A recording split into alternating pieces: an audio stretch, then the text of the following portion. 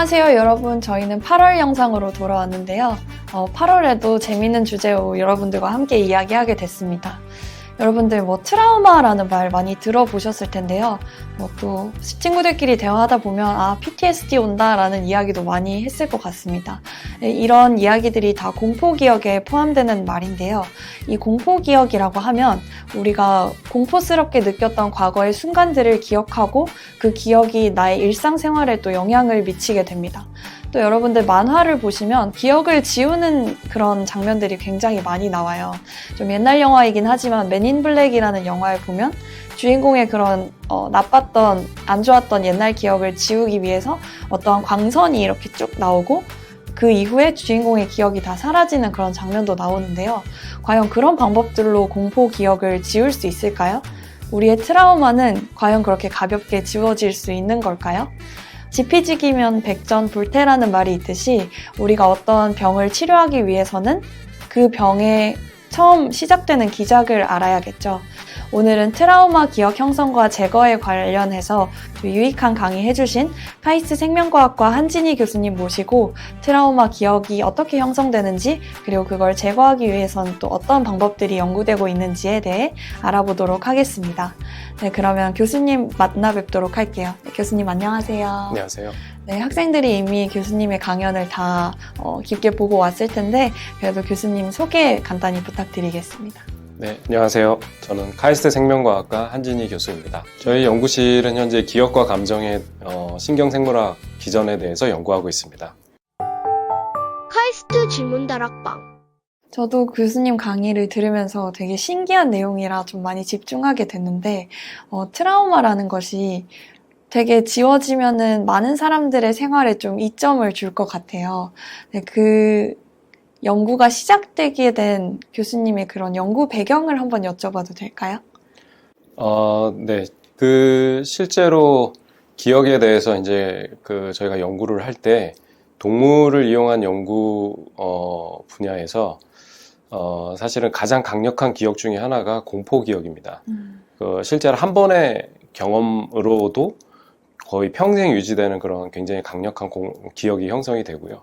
그래서 이제 기억을 연구하는 분야에서 사실은 굉장히 많이 사용되는 그런 모델이기도 하고, 동시에 공포기억이라는 것이, 사실은 형성이 되면 굉장히 많은 다양한 정신질환의 근원이 될 수가 있습니다.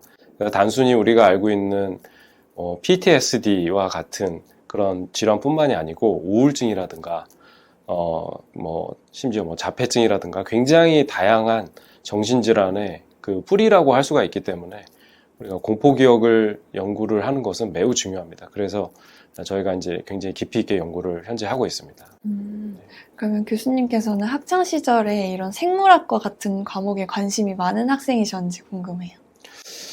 생물학에 관심이 있었다기보다는 그냥 그런 자연 현상들에 굉장히 어렸을 때부터 관심이 많았었던 것 같고요.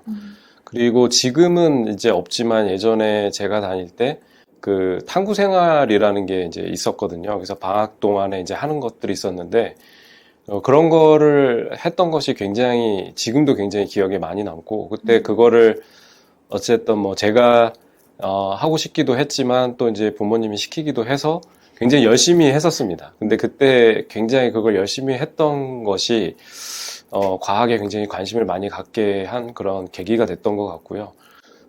실제로 이제 그 이후에도 다양한 과학 분야에 사실 관심이 많았었던 것 같아요. 그래서 물리학이라든가 수학 이런 거에도 굉장히 관심이 많았고, 특히 이제, 제가 이제 어렸을 때부터 교회를 다녀서 그런지 몰라도 정신이라든가 그러니까 우리가 마음이라든지 감정 이런 거에 굉장히 관심이 많아서 그거를 우리가 어떻게 존재하는 걸 우리가 알 수 있을까? 어떻게 우리가 그런 거를 실제 느끼고 기억하고 이제 이렇게 될 수 있을까? 이런 것에 대한 막연한 호기심이 어렸을 때부터 굉장히 많았었던 것 같습니다. 그러면 네. 심리학 분야에도 좀 관심을 갖고 계셨던 건가요? 네, 심리학 분야에도 굉장히 관심이 많았고요. 지금도 관심이 많고요. 네.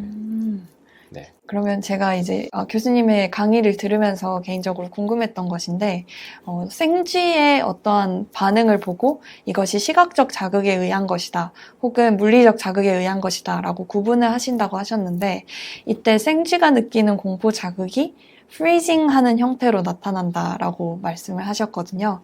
근데 사실 생쥐는 말을 하지 않는 동물인데, 프리징 하는 그 동작이 생쥐에게 공포 반응을 유발했다라는 것은 어떻게 알게 되는지 궁금합니다. 네, 굉장히 중요한 질문이고요.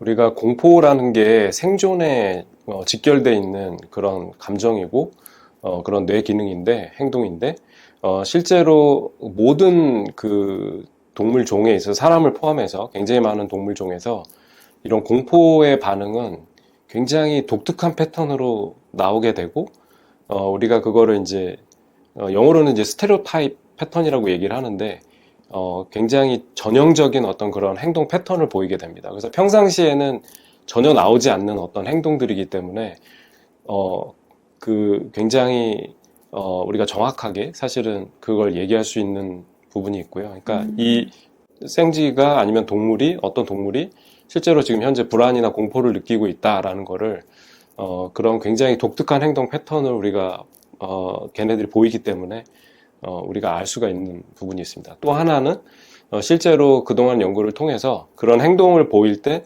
몸에서 일어나는 어떤 생리적인 반응을 동시에 측정을 해보면 실제로 이런 불안과 공포와 연관되어 있는 생리적인 반응이 그 행동이 나올 때 또 똑같이 나오게 됩니다. 그래서 이런 연구들을 통해서 실제로 어떤 그 불안이나 공포와 관련되어 있는 행동은 굉장히 잘 알려져 있고 정확하게 우리가 그 얘기할 수 있는 그런 행동이 되겠습니다.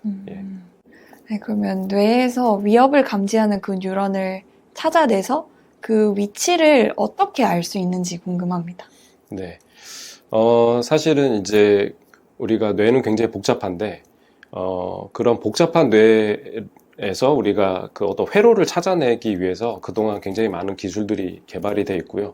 우리가 그걸 신경회로를 이제 추적하는 기술이라고 보통 얘기를 하는데, 그런 신경생물학 기술들을 이용을 하게 되면은 실제로 어떤 뉴런과 어떤 뉴런이 연결이 돼 있는지 우리가 실제 추적을 해서 그 뉴런을 실제 시각적으로 확인할 수 있는 그런 기술들이 굉장히 많이 개발이 되어 있습니다. 그러니까 뉴런들이 사실 신경세포들이 굉장히 서로 똑같아 보이지만 사실 굉장히 다양한 타입이 있거든요. 그래서 우리가 그런 굉장히 다른 타입의 신경세포를 정확하게 타겟팅하고 그 다음에 그 신경세포랑 연결되어 있는 다른 신경세포들을 또 똑같이 추적해서 실제 시각화할 수 있는 그런 기술들을 이용해서 실제 우리가 매핑이라고 이제 얘기를 하는데 뇌에서 신경회로를 매핑을 할 수가 있습니다. 네. 그럼 그 매핑 과정을 통해서 내 트라우마가 어느 뉴런에서 발생하고 있는지를 찾아냈다면 그걸 지우는 과정이 그 다음일 것 같은데 네. 그것을 지울 때 정확히 타겟한 그 기억만이 지워지는지 아니면은 그 시기에 느꼈던 다른 감정과 기억들도 같이 지워지는지가 궁금합니다.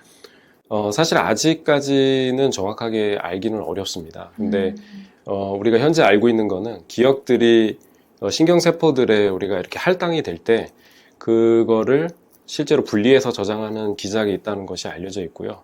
그래서 그 기억들이 서로 연결되기도 하지만 사실은 또 각각의 기억이 하나의 어떤 기억으로서 분리가 돼야 되는 부분도 있기 때문에 또 그런 메커니즘도 존재를 한다고 알려져 있습니다. 그래서 우리가 굉장히 정확하게 그런 뉴런들을 타겟팅해서 없앨 수 있으면 아마도 굉장히 특이적으로 어떤 특정 기억만을 제거하는 것이 아마도 가능할 것이다 라고 현재 생각하고 있습니다.